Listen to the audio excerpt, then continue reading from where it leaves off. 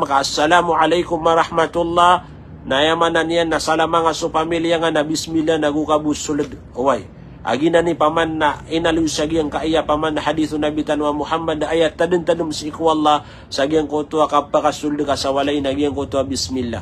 Lagi diyang panatigong mga ulama na igira paman na bismillah sagyang kutuwa ka kapkenian. Biya ka masawalay na paman na miyakari paradu sukaruman yan sa paman na keniran nagyang ko to paman nakakeniran na bismillah ipangendutan waya si ko paman na mga pamilya tano so mga wata tano may to sirampan ilayam tano kira nagyang ko to paman na di ka bismillah sagyang ko to paman na dairam panakapaka kapakapuun kuman way kapakapuun kuman ira so taw na biyatian su bismillah sagyang ko to kapakasudian sa walay nagugyang ko to ayamanan yan na kakenian na tigu syaitan. Giyang uta paman na syaitan na tero niyan la mabita lakum wala asa.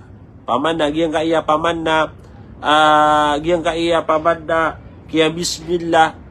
Giyang kaiya paman na uripan wallahu subhanahu wa ta'ala na daabatan saya paman na kapakakadin sa giyang kaya walairan. Ditano siya pakaturog ayaman na niya na kebugusiran, pililiusiran.